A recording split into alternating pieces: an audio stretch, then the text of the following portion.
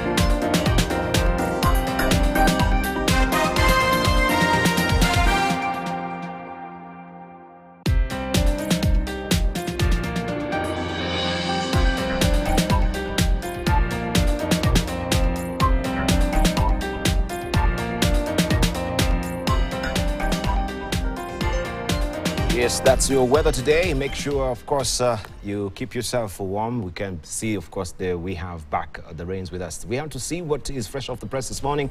And this is what is on the front page of the dailies this morning. Looking at the Standard, the Raila dilemma is what is headlining the front page of the Standard today. Which way, touted as an enigma, opposition leader is yet again confounding friend and enemies alike. In Azimio, the succession battle has pitted Karua as to who leads the pack should Raila head to to Addis Ababa in government. President William Ruto must make sure he gets the post, as a failure will be his personal defeat. That is what we have on the front page of the Standard this morning. Boy taken away from parents, but no one wants to probe. Also, Zelensky shows helping hand 2 years after war. 2 years after war, that is what we have. It should read Zelensky shows helping hand 2 years after war. That is what is on the front page of the Standard. State agencies chart way forward on economic growth. I shall be showing you much more of his publications much later in the course of the program, as I have my, of course, ducks put in a row to show you what is on the front pages. Due to technical challenges on my side, I shall have that reconnected. But President William Ruto has said the government will recruit 20,000 teachers to bridge the gap, that is the teachers' gap. If I may just roll the auto cue, we flow together. President William Ruto has said the government will recruit 20,000 teachers to bridge the teachers' gap in the country. President, who was speaking when he attended the celebrations of 100 years of AIPCA churches held in Kasarani, Nairobi. We say this, and Jeff Kirui has more. In a bid to facilitate the implementation of the competency-based curriculum CBC, President William Ruto says the government has budgeted to employ more teachers, expected to take effect in the 2024-2025 financial year beginning this July. Mwaka uliopita tuliajiri waalimu 56,000. Mwaka huu tutaajiri waalimu 20,000.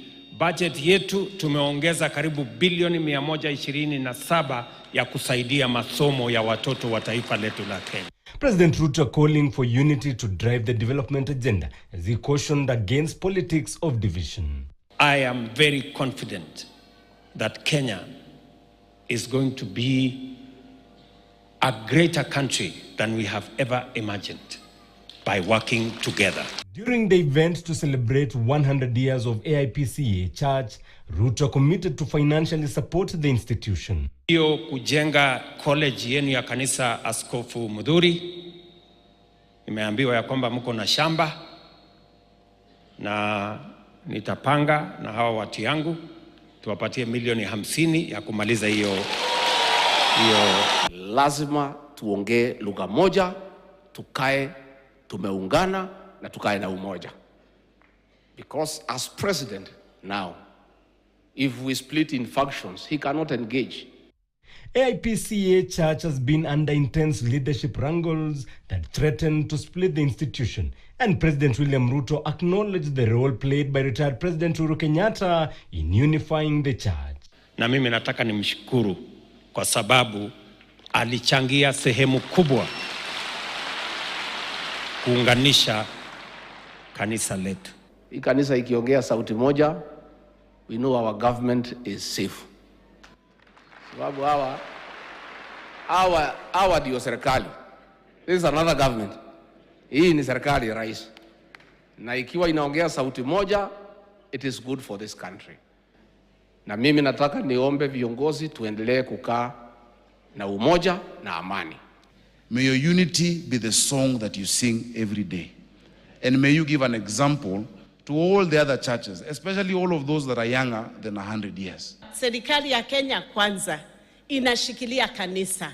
We are led by two great leaders who are not ashamed of the gospel. So if the church was to feel safe within a government, this is the government to approach for your issues. Jeff Kirui, KTN News.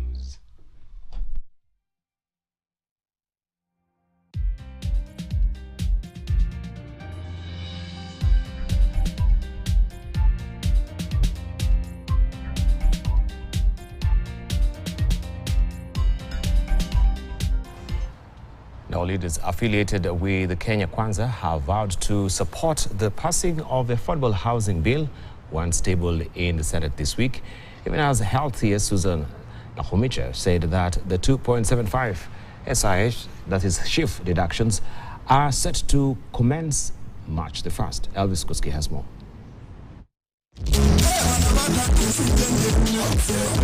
Speaking during a fancy dive event at AIC Tapsagoi Church in Turbo in the county of Uasin Gishu, the leaders said they will not hesitate to stop the approval of the bill wale wa Azimio maseneta wakitoka kama wenzao wale National Assembly waende, tunaambia shetani ashindwe, lakini hii bill ya affordable housing itapita asubuhi na mapema. Waweze kuungana na Wakenya wengine kuona ya kwamba wana create employment. Kama nyinyi Mandago mnapigia debe Raila Odinga apate kitu na ni mzee ya miaka 80. Mbona kuna watu wanapinga kazi ya vijana ya miaka yao ni kidogo? Sisi tumekubaliana kama senators wa Kenya Kwanza, hiyo bill ya affordable housing ikifika tu kwa Senate, ikisomwa tunamwambia bwana speaker put the question. Mambo ya ngengenge tunawacha. The cabinet secretary in charge of health, Susan Akumicha, said that NHIF has encountered many challenges and our ministry has already tabled bills in parliament. Imebaki tu regulations na tumesikizana nao, tunapatana Jumanne wanipitishie, Jumatano inaenda kwa kamati ya delegated legislation wapitishe, Aramisi iko kwa Attorney General, tuna gazette. Kuanzia Ijumaa, Jumamosi watu wa chini waanze kulipa shilingi 300.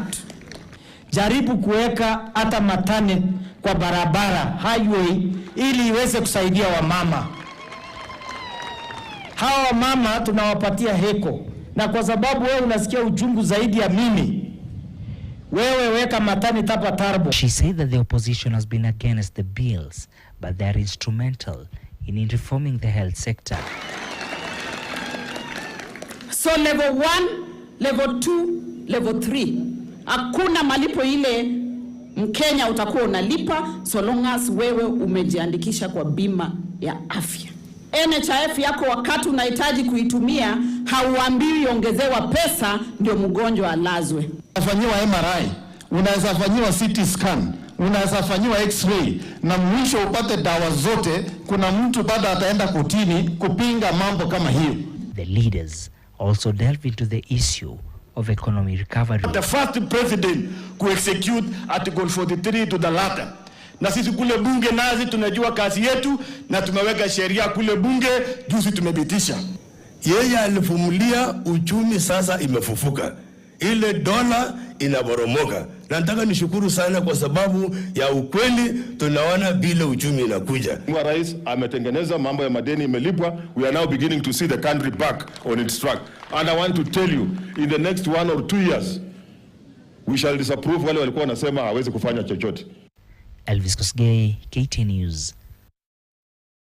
Now, Speaker of the National Assembly, Moses Wetangula, has vowed to use his international networks to vouch for Azimio leader Raila Odinga's candidacy for the chairmanship of the African Union Commission. Speaking in Malava, Kakamega County during a Thanksgiving service, Wetangula said, having served as a foreign affairs minister, he established links and hailed Odinga for his international credentials. Leaders who accompanied Wetangula on the part called on the region to support the Kenya Kwanza administration with a keen eye on the 2027 presidential poll, given they enjoy massive numbers. Alon Ochande has more. Azimio leader Raila Odinga's candidacy for the position of African Union Commission chair continues getting overwhelming support from across the political divide. Speaker of the National Assembly Moses Wetangula terming Odinga's bid as not his personal quest, but the country's, and vowed to use his international networks he established when serving as foreign affairs minister to bolster Odinga's chance at the continental stage. Na mimi mnajua nina contact kubwa Afrika hii. In every African country ukienda, my former colleagues in foreign affairs are either presidents or deputy presidents or something senior in government.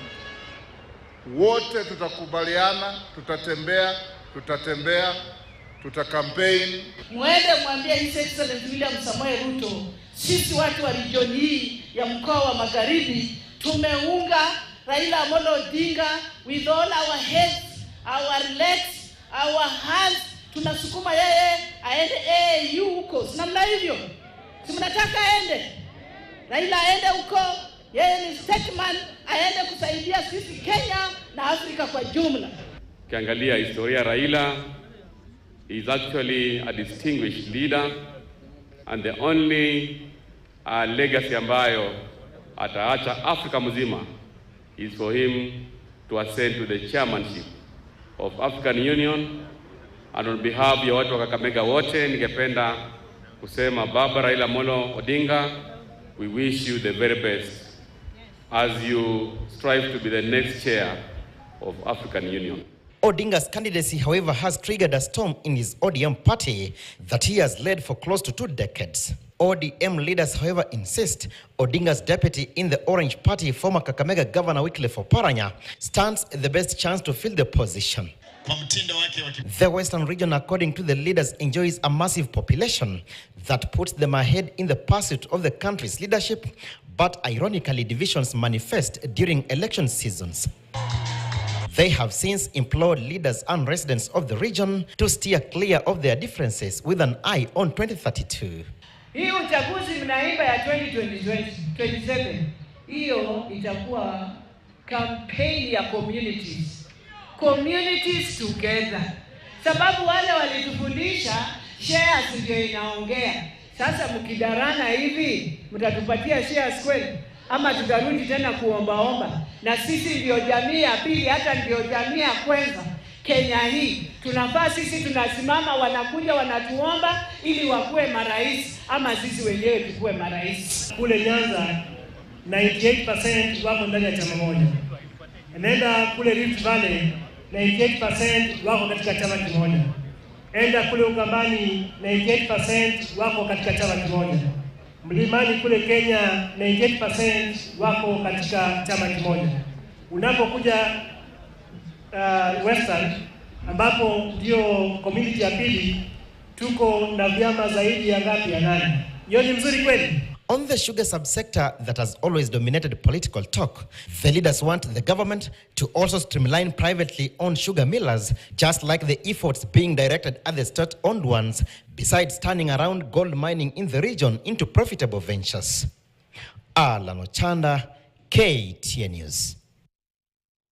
Azimio la Umoja One Kenya leader Raila Odinga has kicked off his campaign for the African Union Commission chairmanship position, with the former Prime Minister seen engaging sitting presidents who attended the burial of Namibian-led President Hage Geingob. The former Prime Minister, who has camped in Namibia since Saturday, attended the funeral alongside a team of his campaigners who are seasoned shuttle diplomats and confidence from both the Kenya Kwanza and Azimio side. They're expected to do his bidding, as political affairs reporter Emmanuel Toh reports. A week after throwing his hat in the ring for the Africa Union Commission chairperson position, the Azimio la Umoja One Kenya leader Raila Odinga seems to have hit the ground running with the campaigns, pitching camp in Windhoek, Namibia for the funeral service and the burial of Namibian President Hage Geingob, where he met the electorates for the post, the sitting heads of state. In photos shared through his social media platforms, Odinga is seen interacting and exchanging pleasantries with President Cyril Ramaphosa of South Africa, Felix Tshisekedi of DRC, and Namibia's Nangolo Mbumba, among others, including former Tanzanian President Jakaya Mrisho Kikwete, who was said to be angling for the same position. To win the election, Odinga must get a majority of the votes from the African Union member states. Odinga has camped in Namibia since Saturday, accompanied by a team of lobbyists and campaigners. The team consists of those fronted by President William Ruto and some that he has crafted, who include seasoned diplomats. Odinga's team is chaperoned by a long-serving diplomat, Elkanah Odembo, who served as a Kenya ambassador to the US, France and the Vatican. Ambassador Mahmoud Malim, who was the executive secretary of the Intergovernmental Authority on Development, IGAD, also forms the Odinga inner sanctum, while Professor Makau Mutua, who was central in the Azimio campaigns towards the 2022 general polls, was also seen in the company of Odinga.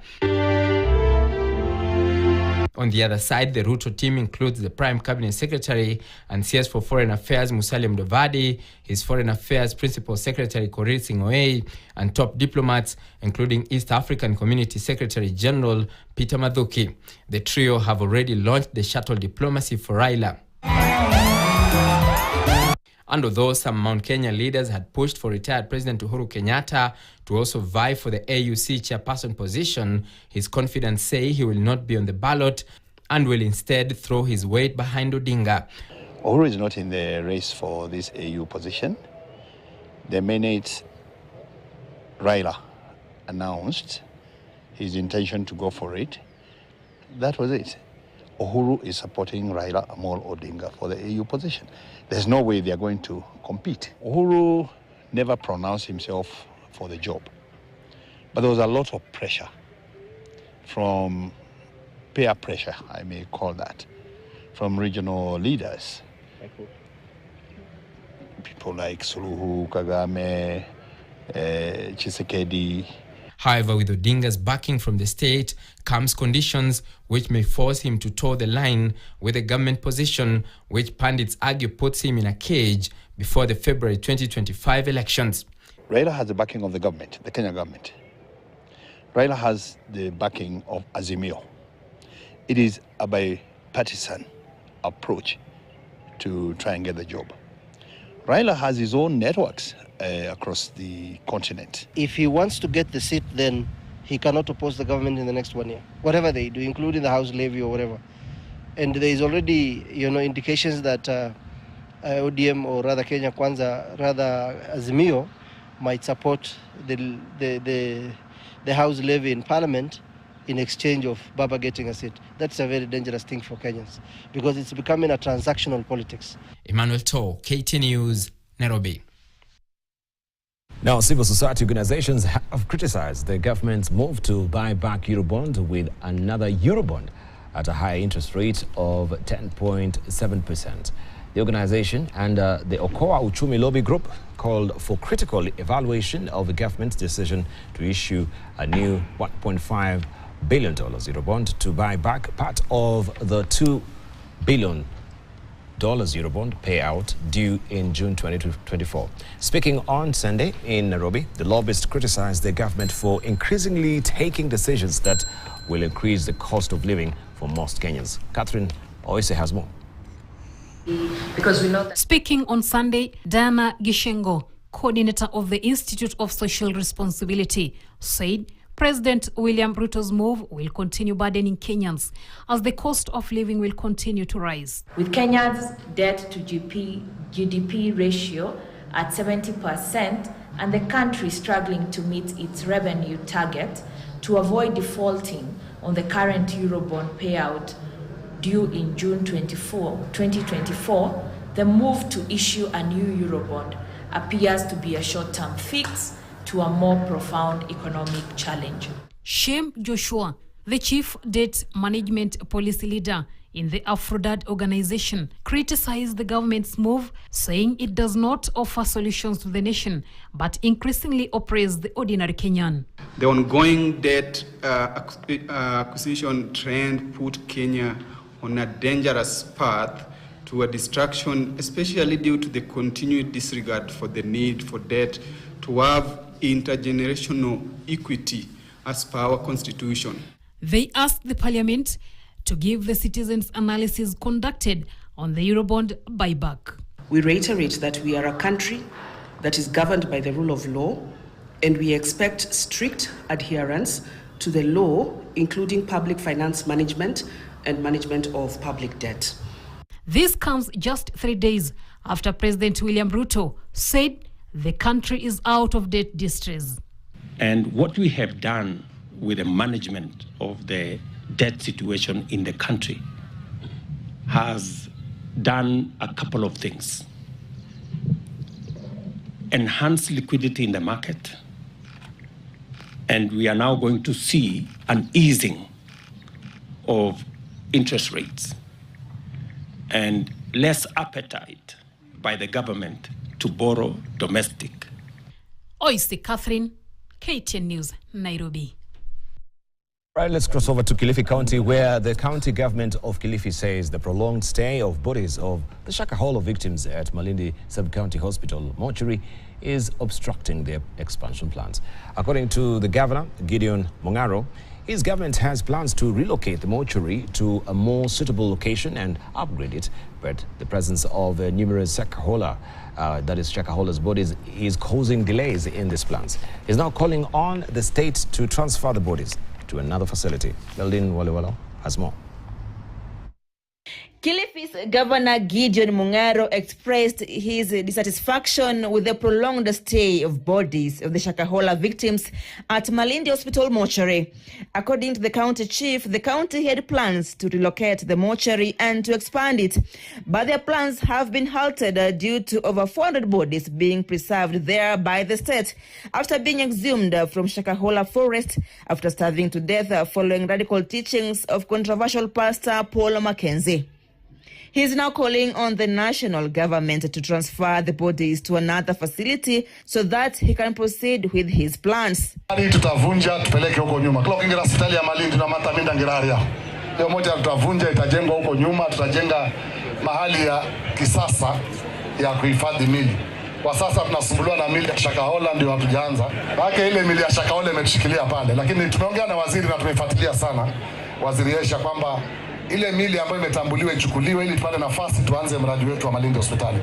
Only a few families have been able to receive DNA results of their loved ones, as activists now call on speedy identification of the bodies to allow families to bury their kin and move on with their lives. Swala hili limeanza mpaka sasa. Kazi zao zimesimama, kazi za kifamilia, kazi za uchumi zote zimesimama kwao kwa sababu wanaketi wakiangalia, je, watu wao watawapata? DNA tunapata zilichukuliwa, samples zilichukuliwa, lakini bado majibu hayajatoka. Paul Mackenzie and 94 others are being accused of murder and terrorism-related crimes that led to the death of more than 400 people. Last week in a Mombasa court, Mackenzie and his co-accused, while attending a case where the state had filed an application to oppose the release on bond, appeared weak and even unable to follow their court proceedings after staging another hunger strike while in prison. La victims na suspects. Tunaomba serikali na koti iangalie swala hili kwa sababu tunaamini ya kwamba wengi wa wale ambao wamepelekwa pale kotini, kuna wengine ni victims kwa sababu walishawishiwa kwenda sehemu ile wakafunga na watoto wao na wengine wakakufa. Letu tu ni kuomba serikali waangalie swala la victims na suspects. Wale ambao wameshtakiwa wengine wanaweza kutusaidia katika kuweza kumshtaki Mackenzie. Belden Waliaula, KTN News.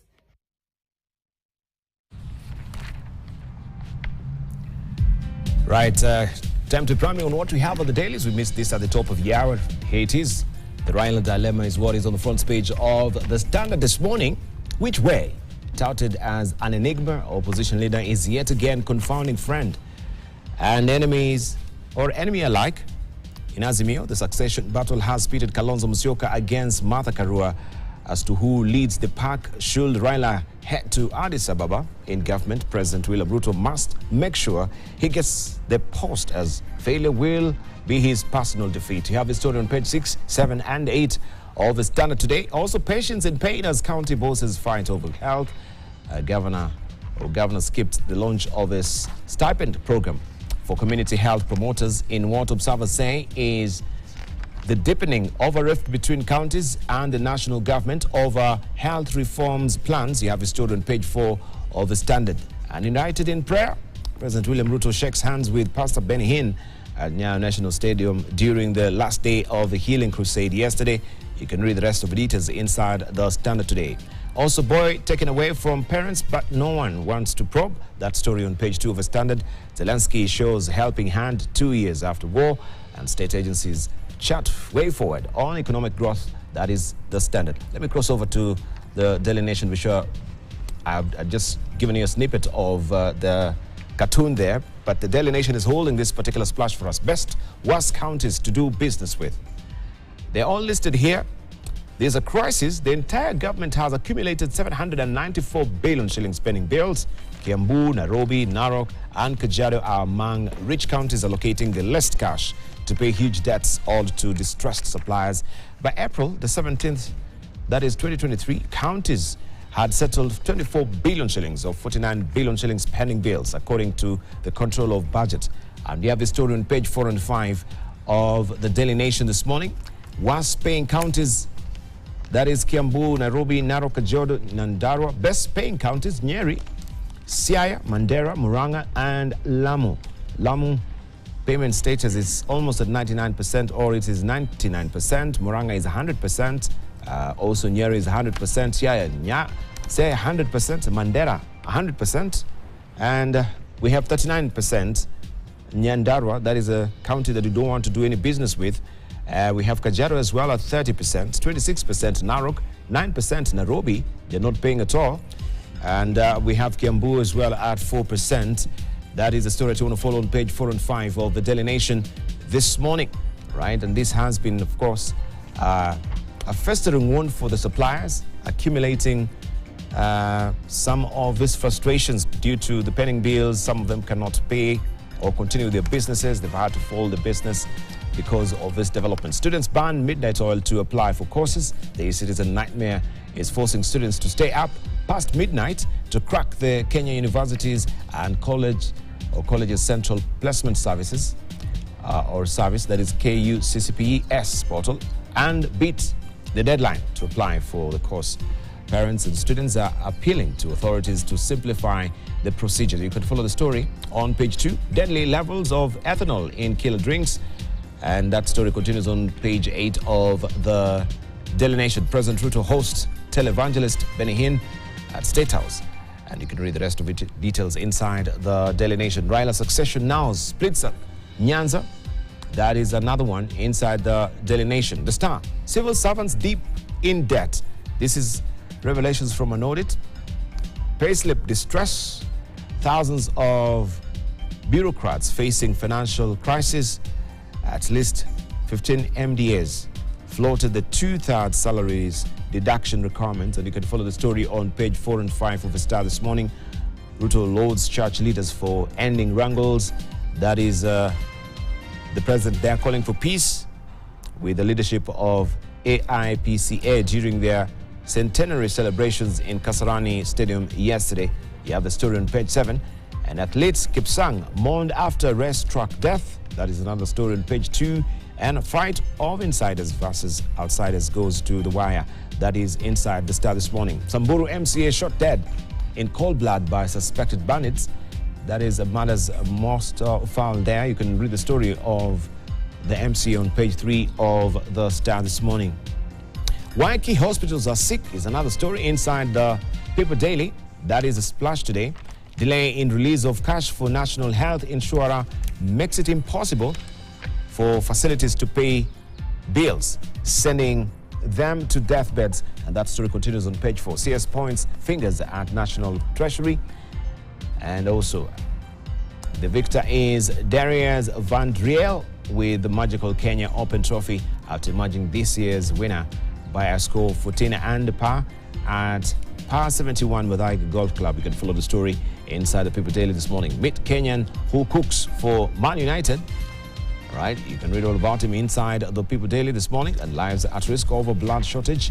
That is another niggling worry facing the country. You can follow the story inside the People Daily. New headache for Oparanya. Find out all about this headache inside the People Daily this morning. Mbadi apewa urithi.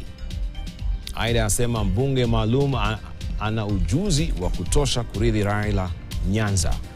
All right, this is the succession politics there. This is what Taifa Leo is holding this morning. Kalonzo pia anafaa astaafu pamoja na Raila. This is what Jimmy Onjigi says. You can read the story on page 2 of Taifa Leo this morning. Already you can see Honorable Makali Muli getting a bit antsy with that as well, and also Richard Onyonka. We shall be discussing this. This is what we have inside the Business Daily.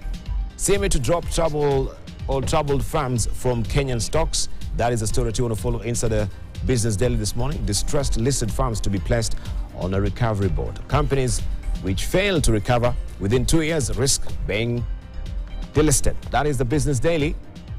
I'll show you the rest of the details as we move on. And Kenya Power gets note to bill consumers in US dollars. Kenya Power has received approval from the government to bill some of its customers in US dollars in a major win for the firm, whose recent performance has been hit hard by foreign exchange losses. The utility on Friday said it is setting up accounts to enable the collection of electricity bills in US dollars, euros, and sterling pounds from customers that are willing and able to pay their bills in foreign currency. Follow all that inside the Business Daily as well. We shall continue a pace to just show you what is happening in Uganda as well, in Tanzania and Rwanda, as we continue the conversation with the panelists who are already here. I'm holding court this morning with Richard Onyonka, who is the Senator of Kisii. Also, we have with us Honorable Dr. Makali Mulu, who is a Member of Parliament, Kitui Central. We have also with us Senator Hilary Sigei, who is the Senator of Bomet. Also, we have with us Geoffrey Ruku, who is Member of Parliament, Mbeere North. So we have a full-packed panelist and also a lot of issues to discuss as well. But let me just drop them in to just hear the voices, get introductory remarks. I haven't seen some of them this year. Some is made an appearance on the show as well. Happy New Year. It's still February. Happy New Year to you as well. Good to see you. And I'm happy. I'm very happy to be here. It's been a while. And I'm happy to see you. I'm happy to see my brother here, and Makali. My brother, I think I was with him on Friday. Friday or Thursday? I think Thursday. Yeah, Thursday. Yeah. All right. It seems that the taller ones will sit on this side. This is 6.5. I don't know what is. Onyonka's is a 6.2. Followed by Hilary Sigei and Makali Mulu is the shortest. I think in this panel. I am. For me today, the best story actually is the best and worst counties to do business with. It's a fascinating story because in the Senate we've actually been organizing, and I'm sure even my brother will agree with me. We have been saying, how are we going to make sure that we pronounce ourselves using data to tell Kenyans which county is actually being run well, which county has improved on its health performance, which county is doing well in education, so that if somebody wanted to come and invest in Kenya, they know where to go to. Which county can pay you? You know, we've never done this. So I'm really happy with this. And we've been telling some of our colleagues, especially the governors, that when you pay the people who, excuse me, who have worked in the county, yes, that's how you make the money to circulate. That's how you actually build the economy of that area. Some of them are complaining and saying, oh, you know, most of these bills are inflated. What we are saying is, check the ones which are legitimate, just pay. The ones which you can't pay, give to EACC and Auditor General and DCI if there's any criminality involved. And I think if you look at our country now, that will make certain governors to begin, are you with me? To literally fight hard to make sure that Kenyans are able to identify their talent, their gift of being good managers and good administrators will become an issue. And if you, I can give you just a very simple example. There's a trend that I see that Kenyatta is actually picking very well. Many people are looking at his ideas and the way he handles the challenges and the way he comments about the economic issues of his county. It looks like somebody who's actually positioned very well. If you go to Makueni, you'll hear people saying, we like what Mutula Kilonzo is doing. It looks like there's a direction he's taking. So slowly, Kenyans are beginning to deliberately pick their leaders. And the leaders they want are not, it's not the political leaders. Kenyans want politicians who, yes, will have the management capacity to run counties, because a county, like in Kisii County, you're talking about 14, 15 billion shillings a year. So you actually need a manager to run these resources. It can't be politics. And the governors now will have to and I'm going to try and say that we have to persuade the governors to begin to interrogate the issues of the ground, whereas the agenda is that they are a facilitator, that their purpose is to make that the counties they represent are growing and they're developing. Not the bickering and the Kawira Mwangaza story, too much noise from Kisii. You have challenges, where else again? Kiambu is a basket case. You're looking at Western senior governor, Governor Orengo was having a challenge with his deputy. There's so much drama that There's so much against. drama. Yeah. So this, for me, what I see here is that now as Kenyans, we're beginning to interrogate our leaders. And that comes from the national level all the way down to the county governments. And my point is, as Kenyans, where a leader has done well, let's give them credit. Where they are failing, let us criticize them constructively. Right. So is there any rhyme or reason, let's hear from Makale Mulu first, that Nairobi County, for that matter, is at 9% and 4% for Kiambu. I thought also on revenue collections, they're the highest. They're the highest in this country, so they should be able to be actually paying up their pending bills even much quicker than the other counties. Yeah, thank you, Deba. Let me first of all say good morning to the viewers. It's another good week with a mixed reaction, I would say, because like Senator Onyonga is saying, the issue of the pending bills is a serious issue in this country. You know, the question you're asking about Nairobi County. I think the issue is the prioritization of the expenditure items. Because you realize that some governors will come into office, and with them they will say, so long as those debts were incurred by somebody else, it's not their business to pay. That's one of the reasons. So you see that when they do their own budgets, they don't prioritize payment of debts. But the law is very clear. Pending debts should actually be first in charge. So that by the time you're doing your budget, the first item you budget for should be clearing of debt. And this is because looking at it economically, you realize that it has very adverse effects into the economy. If you don't pay debts, what happens? People have already supplied you goods, others have already supplied services. Some might have gone to the bank to get loans to supply you. So you actually, what you do is, if you don't pay, some will end up not even, you kind of stop any economic activities in your own county. You reduce the economic activities to a level that is minimal. And when you don't engage in economic activities, it's obvious you don't even grow your local economy. So that's why you see this is a major issue. And I want to support Senator Onyonga when he says, I think what the control budget has done is a very good article, so that at the end of the day, people can decide, where do I invest my money? Yes. Once I invest my money, do I get return for my money? But there's also another cross-cutting issue which has actually been also worsened the situation of debt, the issue of liquidity in the country.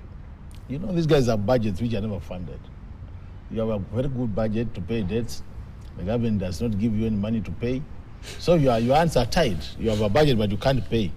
The other thing is, as a new governor, you must also balance. You know what is happening is, most of the governors who are exiting, they end up creating so much debt in their own counties that if you come as a new governor, if you don't balance the old debt and the implementation of new activities, you'll be bankrupt. Then you are lucky just to pay the debts, and in 5 years you have no development there.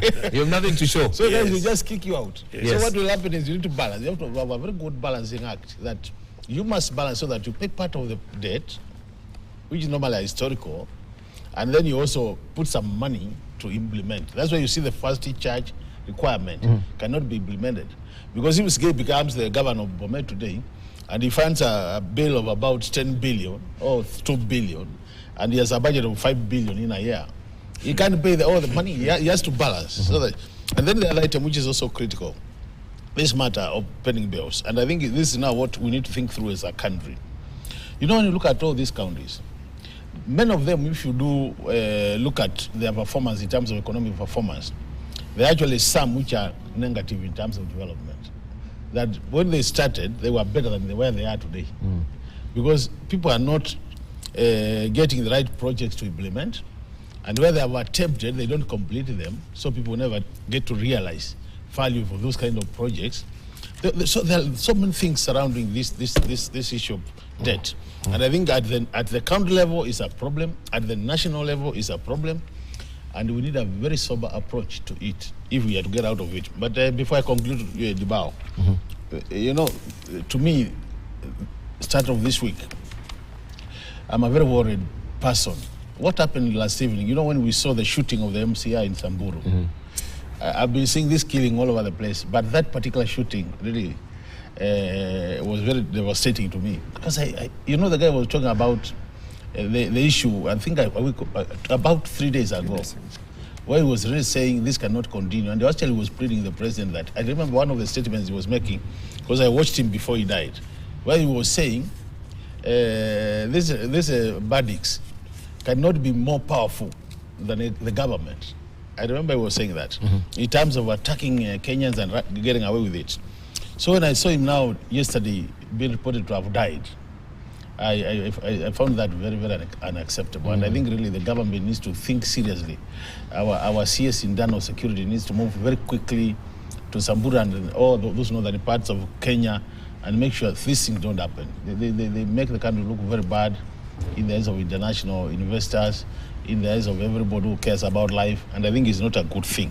So to me, that's a matter which really got me worried as a Kenyan, and we must address it. Yes, thank you. All right, Honorable Geoffrey Rugo. Thank you for joining us. Thank you, Deepa. Yes. I think the issues of the worst and best counties is good for Kenyans to interrogate all the counties.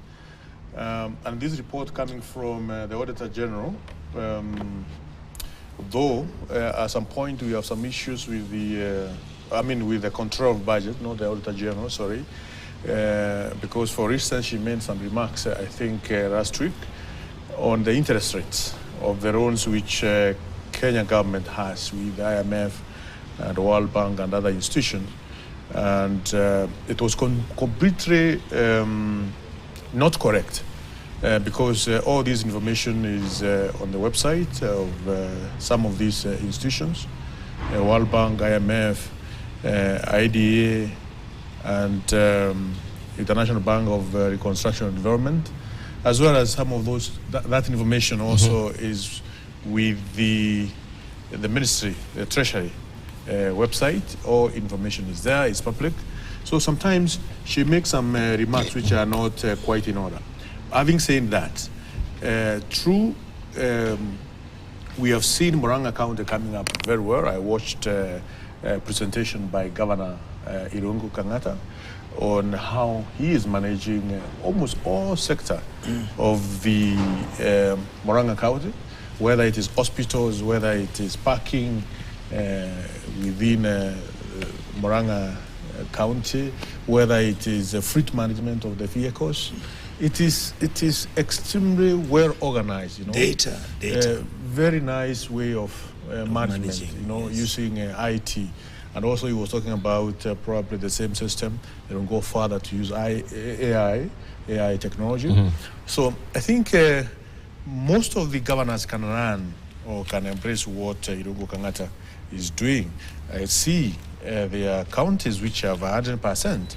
Paying all the dues or all the work which has been done. The question is, where are these counties getting money from, where other counties are not able to get money from? I think it's a question of management, a question of planning, to ensure you plan your, for those who have been in schools of management, as far as budgeting processes, financial, there's something we call financial gymnastics. True, you may not have all the resources, but you can manage your resources in such a way that there is no supplier who is not paid. It is possible because you know the amount of money which you are going to get at the end of the day. My brother here is talking about Kisi having about 14 billion Kenya shillings. You know that by the end of financial year, you have accumulated about 14 billion Kenya shillings. So it is possible for you to be able to plan your issues properly. Just like even in CDF, it is possible for us to plan in such a way that once we implement project, we are not implementing project on part, on what do we call it?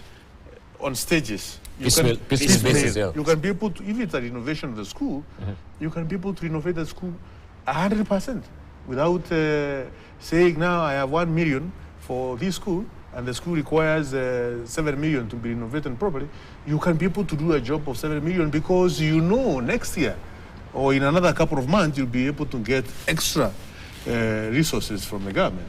So I think it's a question of planning. It's a question of the school of thought, where, as a reader, where you are coming from. And I think, as my brother said, Kenyans are watching. Kenyans want these kind of politicians who can be able to manage their resources in a most appropriate way. Not only at the county's level, but also at the national level. We have seen in the past where county government are making noise that there is funding, let the national government come in and help. It is your responsibility as a county government to ensure your towns are proper drainage. It is not the business of the national government to come and ensure there is drainage, proper drainage system and sewerage system in your towns. So it's about the school where you come from, school of thought where you come from as a governor, where are you equipped in terms of management, and management is a serious business. As we say in school, there are 5 functions of management. And if you are not capable of, outlining or looking at those 5 functions properly, then you just be complaining and saying the national government is not helping the county government at the end of the day. At the end of the day. So I think Thank you. If this is a good report, it's good for Kenya to interrogate and to see that some of the counties receiving money from the national government are able to clear, and others are not. Thank you. Right, let's hear from Neil Listige, and then we take a short break, then we continue with other conversations as well. Thank you, Dibal, and I'm happy to also share the platform today with Senator Onyonga, my neighbor from Kisii, and my colleague, as well as my deskmate for quite a while now, Honorable Makali. It's quite a very important thing to have this conversation. I've got only 3 issues which are very key. One, of course, I'm noting that this is as at April 2023. So we're looking at the financial year 2022-2023, where we are dealing with counties which are worst to do businesses with and those which are best. I believe there are some, I wish they had segmented them into 3. Don't touch this, you can try this one, and you can do business with this. But nonetheless, this is a very important report because it's true that we have counties. I've seen there are only 4 counties that have paid 100%, Murang'a, Nyeri, Siaya, and Mandera. Though we have got issues with the control of budget, as Honorable Ruka said, in terms of part of the information that we have, this gives us a guide, in fact, even to have a conversation alone on what is it that these county governments are supposed to do and why our businesses, our businessmen and women out there are struggling, because it's true. There are so many of them who have closed shop, they have been auctioned, they have completely lost a lot of investment out of non-payments by the county government. So this report is very, very important. The question is, how did we get here? For instance, how is it that a county government has not managed to pay over 1 billion shillings, for instance? Because ordinarily, in any other institution, just like a private enterprise, government do not procure unless you have a budget. You cannot give out an assignment to a contractor to do works for the county government if there is no budget. That is what the law requires of us as governors or leaders of institutions to do. But unfortunately, we have what we call the CIDP. We have the annual development plan, which gives us prioritized items on what is supposed to be done. What does the county government plan to do this year? And you work within the budget that you get, because you actually are aware of what revenue you are getting. But unfortunately, we have the CIDP, we have the ADP, but we don't follow that. That is one of the ways with which county governments accumulate debts.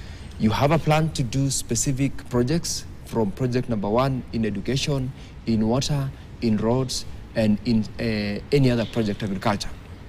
But then, because this is where we have all said, we devolved corruption. Instead of doing what you have put in your ADP, it doesn't get you money. Governors and their lieutenants opt to do projects which are not within ADP. What had been planned is left aside. Is no longer. Is no longer a priority, is not funded, and therefore it becomes an issue which will be now part of the pending stories. Because ask yourself the big question, like my county Bomet have got 1.4 billion unpaid debts. A good number of contractors have closed shop. Last week, I'm sure you must have seen, they went to the streets saying, we have got no services at the county level. The roads are in terrible situation. Instead of dealing with it then, you don't come back and say, oh, in the project your national government, oh, we have not been disbursed for resources. Remember in September and in the current regime, all county resources have been disbursed in good time. And in fact, they are keeping the money in the CRF account. Exactly. Yani, really they think this sense. money is for commercial business. Actually, not to that accrue interest. Yes, Actually, to accrue interest. Actually, not that they think. It is part of the plan they do to make money. And in the process, lead to now these accumulated debts. Out of 1.4 billion, there is a committee that was set by the county government itself. And it gave out a listing of projects, or rather debts, eligible, ineligible, eligible, subject to. A very good report, which says 1.4 billion is what is pending bills. Out of this, 932 billion is, million is eligible to be paid. It has not been paid for now. The rest is ineligible, and some are eligible subject to submission of some additional documents. Others are completely historical. Remember when we began the first term of devolution, the guys would just give out contracts without following processes. Thank you. And so this is a good conversation to have, because it will help us understand that we have a problem with governance. Right, we need to take a short break. My music is up. Thank you, Hilary Sige. But even when we circle back, I think we can hark back to the 2017, I think with the previous parliaments as well. There was still this issue that was being raised by Kimani Ichung'wah regarding some of the governors when they get this monies, as you say it with the CRF, they stash it there to earn interest so that it's starving development within the counties. So it is a money-making machine because it's coming in billions. And you can imagine what interest rates it can accrue when it's locked in a fixed account, so to speak. There was a legislation that he was actually thinking about on how to curb this, and I think you have also a pending bill in the National Assembly on this pending bills. There's a pending bills bill, isn't it? Yes, we wonder where it is at and why it's not being steamrolled. Is there also any political reason why it's not flowing and given much premium attention like other bills? And the other one, the bill, I'm sure when we come back, is I would want us to really zero on it. How people are manipulating the IFMI system and making sure that they're changing the budgets which were already voted for from the county governments, so that then they can reallocate the money through IFMIs. But the Controller Budget again talked about it, and she has stopped a few of these counties. So these are things I think this is really a good conversation we are having. Thank you. We take a short break, and of course we shall also hear from you on the issue of these pending bills, how some governors are playing politics with them.